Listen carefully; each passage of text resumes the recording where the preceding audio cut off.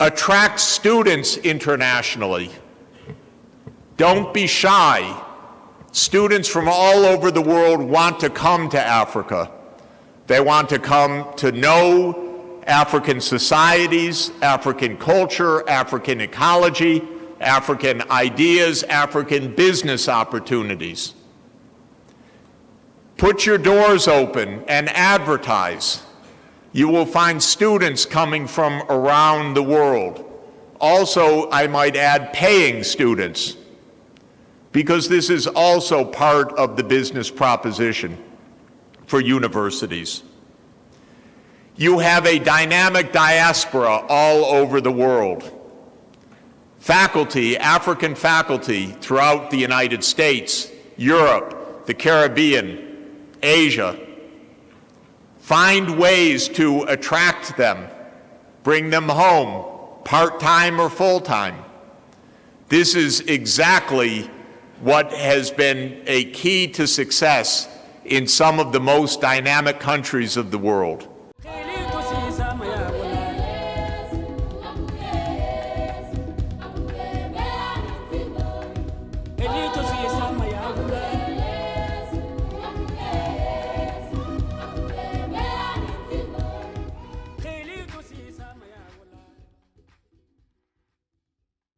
At least 25 universities in Africa should be among the top 300 universities by 2030.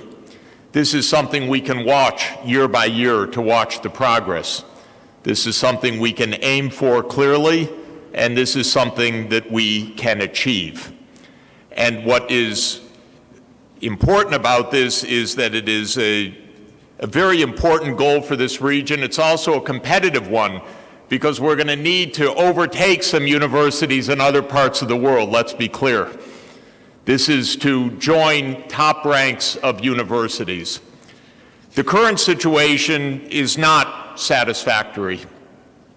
In the most used rankings in the world today, not necessarily fully accurate, but in the rankings that are most used today, for example, the QS World Rankings, which are widely read, or the Times Higher Education Rankings, there are just a handful of African universities, even among the top 500.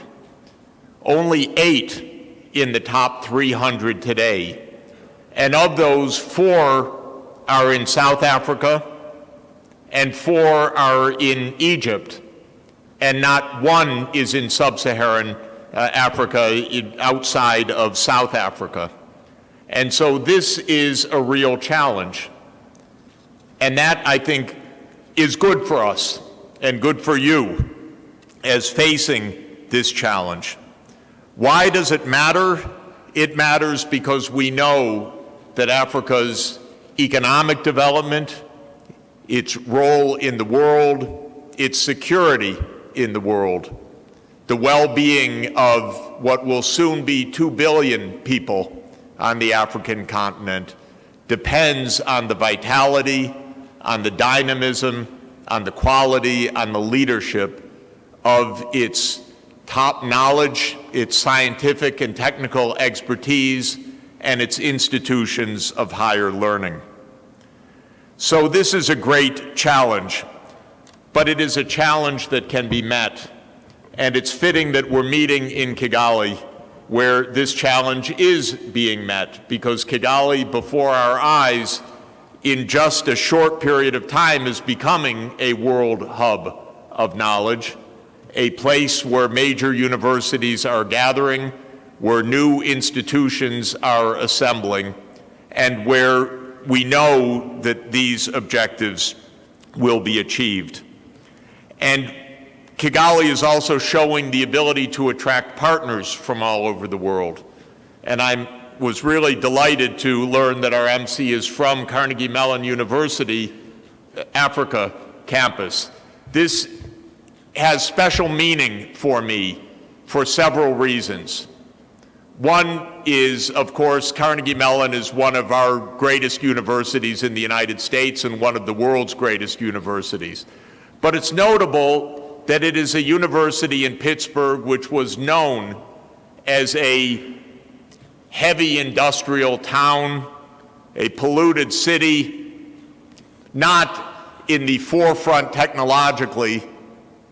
And now Pittsburgh is one of the absolute cutting-edge leaders in global technology. And for a very important reason, because of its universities, and especially because of Carnegie Mellon University. If you look to a university that is in the world cutting edge of artificial intelligence, machine learning, and information and communications technology, it is Carnegie Mellon University. Of course, I have another special reason for being so happy. My daughter-in-law is a professor at Carnegie Mellon University, and actually in Russian literature. So they combine the humanities and the advances in computer technology, and this is what makes for great universities and great cities and great leadership. So in just a few minutes, I want to say a few words about how this can be achieved, this goal. The first point I want to make is that you, the vice chancellors, need to be the leaders of this effort. And so you have come from across Africa, and we want these 2 days to be powerful brainstorming, and then we want you to go home and succeed. Not to go home alone, but to go home as part of a network. I was asked several years ago by UN Secretary General Ban Ki-moon, and then asked by our new Secretary General, Antonio Guterres, to help create a vibrant network of global universities and think tanks. And I want to make sure that that network, the Sustainable Development Solutions Network, is supporting you in your work. And you should feel absolutely not only welcome, encouraged, but I would also say mandated to call on me and call on Dr. Begishaw to support you in this effort. We want you to go home and talk to your governments and to convey at least our words, how important it is for governments to stand strongly with their universities as central to the success of economic development and sustainable development in your countries. We want governments to put resources behind your universities. This is for sure. But we want you also to convey the message that we will be mobilizing internationally every kind of support for you that we can. And we will be as creative together with you as we can in finding such support. Let me say that in today's world, universities are complex institutions with many, many kinds of networks that are important, and fostering those networks are vital for you. So traditionally, perhaps your universities look to the Ministry of Education or the Ministry of Higher Education, had your annual budget, carried out your functions, and that would be more or less the institutional arrangement. This can no longer suffice, and it can certainly not get us to where we are aiming to get, which is a continent filled with world-leading and dynamic institutions.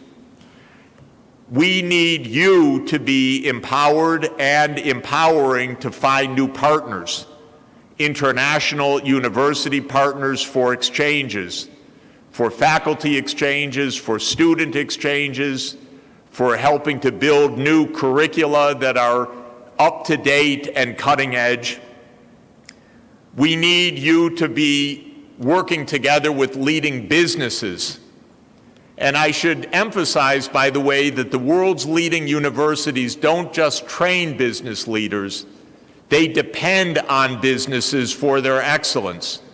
Stanford University, it's sometimes said, made Silicon Valley, but it's not quite true, because Silicon Valley businesses also made Stanford University.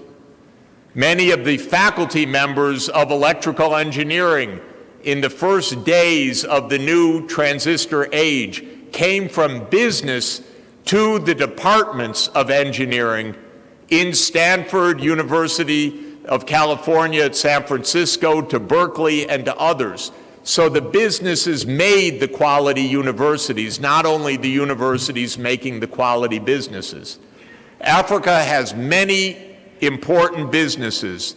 They have no right to stand aside from you and no sense to be apart from the universities. They need to be your partners. Africa, I'm happy to say, has more and more very wealthy individuals, some successful business people.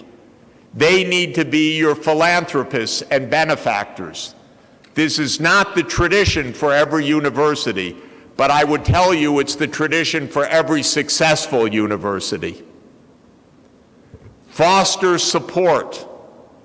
Universities are not financially self-standing anywhere in the world, not one of the top universities. They depend on gifts, on grants, on philanthropy, on endowments. Make the links with your own alumni. Some of them will have made money and be successful and will remember their alma mater. This is also not necessarily a tradition.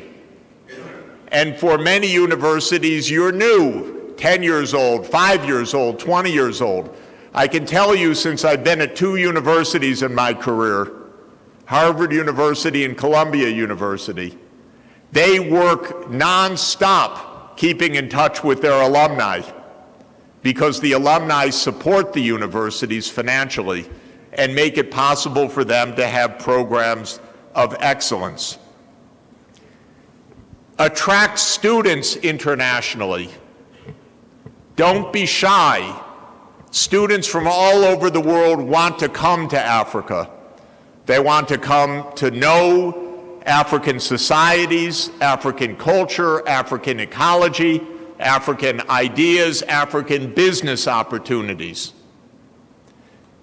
Put your doors open and advertise. You will find students coming from around the world. Also, I might add, paying students, because this is also part of the business proposition for universities.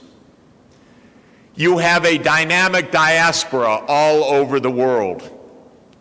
Faculty, African faculty throughout the United States, Europe, the Caribbean, Asia. Find ways to attract them, bring them home, part-time or full-time. This is exactly what has been a key to success in some of the most dynamic countries of the world. If you look at China or Korea or Singapore or Taiwan or other countries that have achieved startling growth over the last 40 years, they have actively attracted their diasporas to come, to be leaders, to be teachers, to open new institutions, to make partnerships, and so forth. We're going to hear from the United Nations, ECA, in just a moment. The UN is your partner in this. We're keenly interested in the success of this initiative.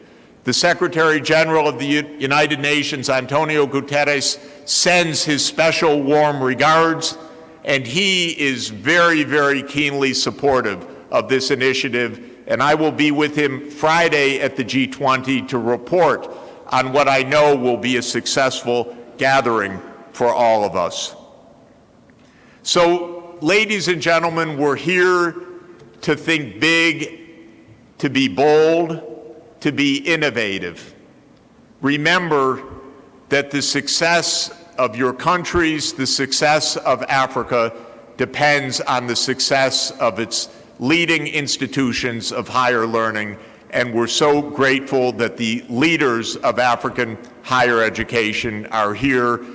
I'm thrilled with this conference, and I want to personally commit to the full success that we will look at this conference as a great moment for accelerated progress and for your leadership in that. Thank you very much.